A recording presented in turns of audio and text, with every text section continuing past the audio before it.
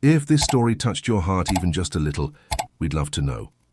Where in the world are you watching from? Drop your city or country in the comments below so we can see how far kindness travels. And if you haven't already, hit that subscribe button and ring the bell. Tomorrow's story is one you won't want to miss. It's raw, real, and filled with hope in the most unexpected place. Let's build a community that believes in second chances, one story at a time. Jake Miller didn't expect his life to unravel on a Thursday morning.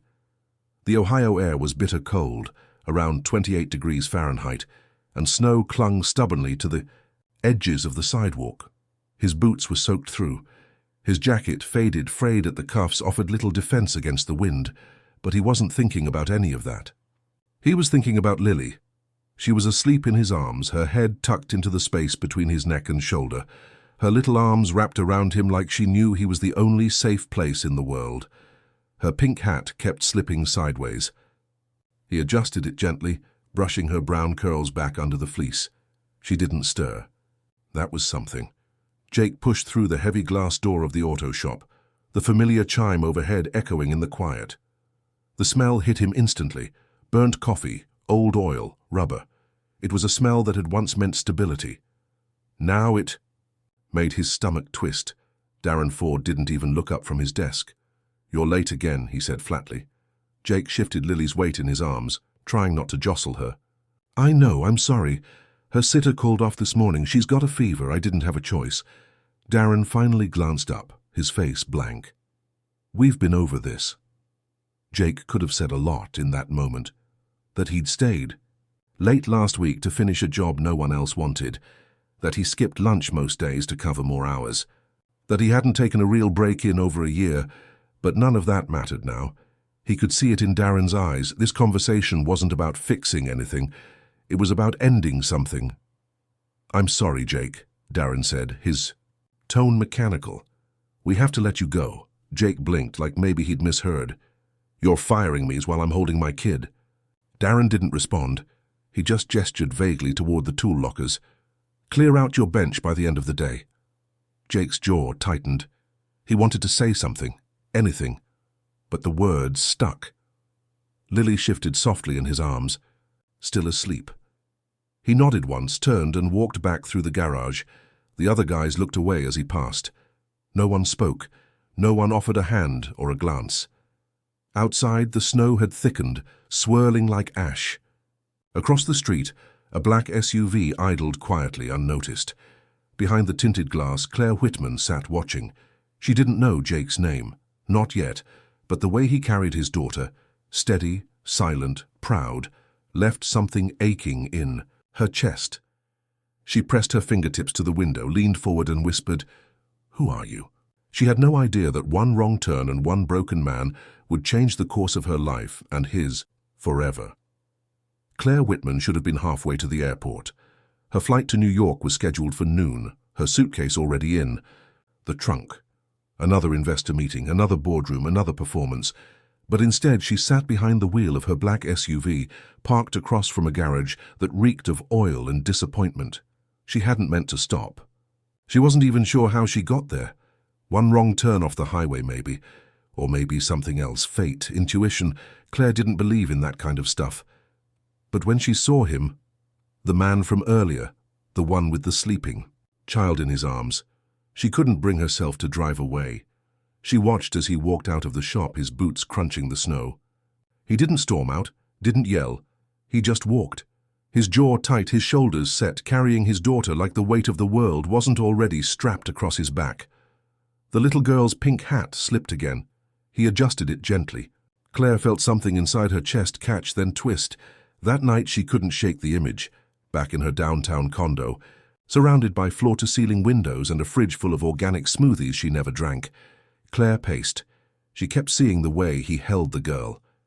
How he didn't look broken, just tired. Like a man who'd run out of rope, but was still tying knots anyway. She found herself opening her notes app, typing without thinking, Jake Miller. Fired Thursday. Daughter around 7. Quiet. Proud. Holding it all together by sheer will. Then she added, "Why can't I forget him?" The next morning she went back. She told herself it was just curiosity. that she was only passing through. But her GPS didn't glitch, her car didn't stall. She chose to park in the same spot. Jake was there again, this time outside the shop. The building looked even sadder in daylight, rusted signage, flickering lights, a hand-scrawled sign that read repairs $20 and up, ask for Jake. He was crouched beside a beat-up sedan, grease on his hands, a wrench in his back pocket. Claire watched as a neighborhood kid handed him a juice box. Jake took it with a small, tired smile. Something about that broke her. Not the job, not the tools, but the way he smiled like it cost him something. Claire stepped out of the SUV, heart hammering for reasons she didn't understand. Her boots crunched the salted sidewalk as she crossed the street. Jake looked up. Recognition flashed across his face, cautious, unreadable. "You again," he said, standing slowly, wiping his hands on a rag. She shrugged. Small town. Hard. To stay anonymous, he didn't smile, just nodded once. "I saw your sign," she offered. "If you ever want to fix something a little less broken, I've got a car that needs an oil change, and I pay fair." Jake studied her, eyes guarded. Then he said quietly, "Bring it by tomorrow." Claire walked back to her car, pretending her heart wasn't racing. She already knew this wasn't the last time she'd see him. Jake didn't expect her to come back. But she did. At 8:07 a.m. sharp, Claire Whitman pulled into the lot again, this time with 2 steaming paper cups in hand. He was just opening the shop's rusted garage door, breath fogging in the cold air, fingers already stiff from the chill. "I brought coffee," she said, like it was the most normal thing in the world. Jake turned, brows lifted, his expression unreadable. He hesitated, not because he didn't want it, but because kindness had strings and he'd been tangled in them before. "You didn't have to," he said cautiously. "I know," Claire replied softly. "But I did." She held 1 cup out, just enough space between them for her offer to feel fragile. He didn't take it. Not yet. The tension in his shoulders didn't soften. "I'm not sure what this is," Jake said, voice low. "People. Don't just show up, offer help and leave it at that." Claire didn't flinch. "Maybe I'm not like most people." He gave a half smile, not amused, more like disbelieving. "That much is clear." The silence that followed wasn't empty. It was thick, cautious, edged with unspoken truths. "You keep showing up," Jake continued, "bringing things, offering work. Why?" Claire shrugged, gripping her coffee tighter. "Because I saw you. That day. I saw how you held your daughter like nothing else mattered, and maybe I just couldn't forget that." Jake didn't answer.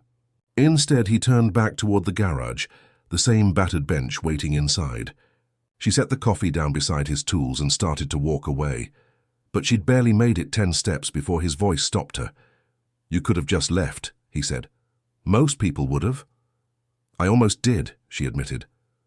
"But something told me you'd keep showing up even if the whole world stopped watching. That kind of grit sticks with a person." Jake didn't look at her. He just nodded once, barely perceptible. That afternoon, his phone rang. Unknown number. He nearly ignored it. Most calls like that weren't good news, but something made him pick up. Jake Miller. The voice was crisp, professional. "Yeah, who's this?" "This is Alan Brooks from Summit Automotive Group. Your name came up through a mutual contact. We've been following your work. We're opening a new flagship shop outside Denver. Good salary, full benefits, relocation covered. We want you on the team." Jake blinked. His hand tightened around the phone. "You offering me a job?" "We're offering you stability," Brooks replied. "It's yours if you want it. Start date's open, but we'd need an answer by week's end." Jake looked across the garage at the string lights he and Lily had hung last night, still blinking softly above the bay door. Outside, Claire's SUV sat parked under a low sky, untouched coffee still on his workbench. He didn't answer right away, because this wasn't just a job offer. It was a test, a choice, safety, or something harder to name. Jake didn't sleep much that night. The job offer played on a loop in his mind. $72,000 a year, health insurance, relocation, a shot at something stable. But every time he imagined packing up, driving away, leaving behind the quiet rhythm he was finally starting to find, Something inside him resisted. The next morning, the snow was falling again, soft and steady, coating the world in a blanket of indecision. Jake slipped into his boots, pulled on his jacket and walked outside with no destination, just the need to move, to think. His feet carried him around the edge of Claire's property, where a narrow trail led through bare trees and frost-bitten brush. That's when he saw it, a weather-worn building tucked behind the estate. The old garage, half-collapsed roof, cracked windows, door hanging crooked on its hinges. It looked abandoned, forgotten, like something the world gave up on. Jake stopped in front of it, breath misting the air. He didn't know why, but he stepped closer. His gloved hand rested on the frame. The wood was cold, damp, but solid. There was something here buried beneath the rot and rust, something waiting. The next day he returned with a broom and a crowbar, not for money, not for anyone else, just for the sake of doing something that didn't end in survival, but in creation. Dust spilled out in waves as he cracked open the doors. Inside, the place was silent, except for the whisper of old boards settling. He swept until his arms ached, pulled up rotted floor panels, collected every rusted bolt like each one still mattered. It wasn't much, but it was movement. It was control in a world where most things had slipped through his fingers. Claire found him there 2 days later, sleeves rolled, sweat on his brow, the smell of sawdust thick in the cold air. "You always fix things you don't own?" she asked. From the doorway, Jake didn't look up. Only when they deserved better.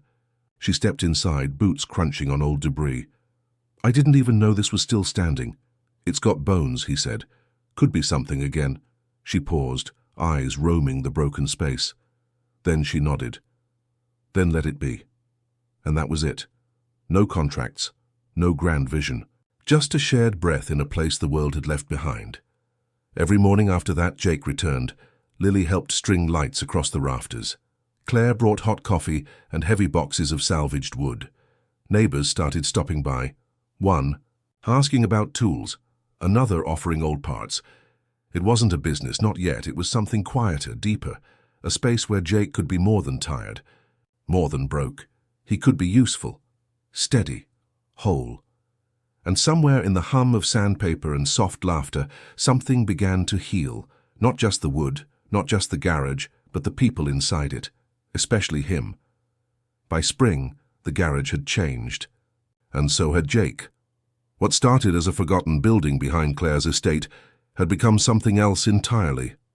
The rafters no longer sagged, the floors no longer creaked, and the lights, they stayed on, not just overhead, but inside. Him too. Claire helped fund the upgrades quietly, no fanfare. New tools, workbenches, kits for basic auto training, but she never made it about money, she made it about people. And Jake? He brought the fire. He showed up every day before sunrise, grease under his fingernails, purpose in his step. Word spread. First, a single dad came by, asking if Jake could show him how to fix his old Ford instead of charging full price.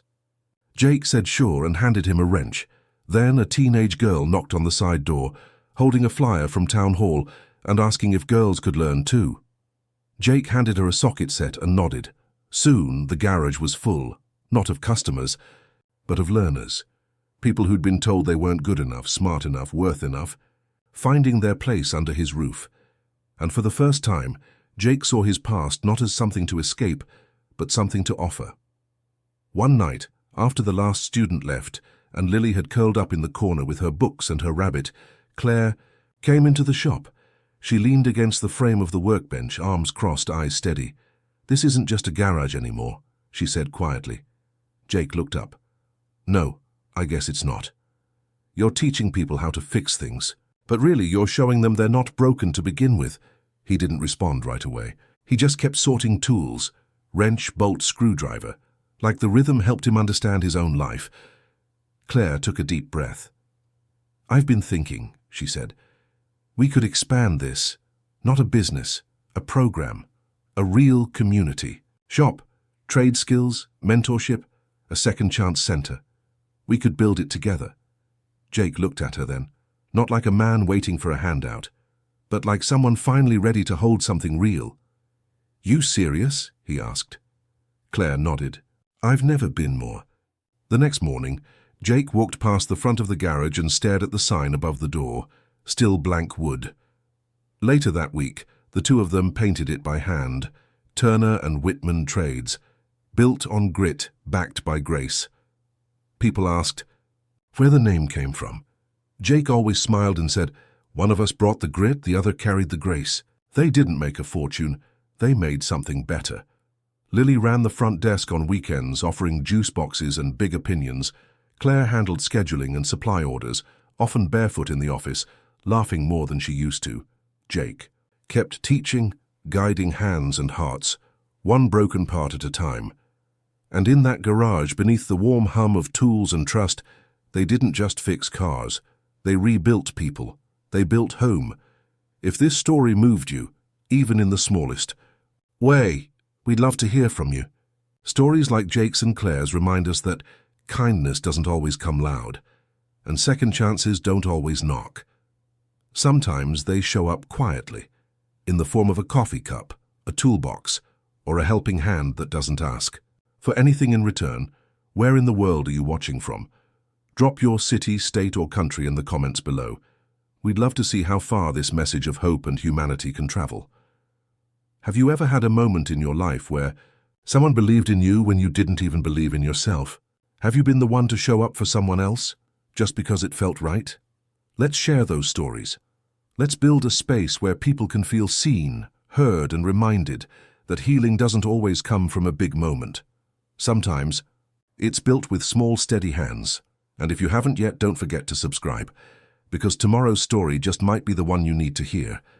If this story moved you, even in the smallest way, we'd love to hear from you. Stories like Jake's and Claire's remind us that kindness doesn't always come loud, and second chances don't always knock. Sometimes they show up quietly, in the form of a coffee cup, a toolbox, or a helping hand that doesn't ask for anything in return. Where in the world are you watching from? Drop your city, state, or country in the comments below. We'd love to see how far this message of hope and humanity can travel. Have you ever had a moment in your life where someone believed in you when you didn't even believe in yourself? Have you been the one to show up for someone else, just because it felt right? Let's share those stories. Let's build a space where people can feel seen, heard, and reminded that healing doesn't always come from a big moment. Sometimes, it's built with small, steady hands.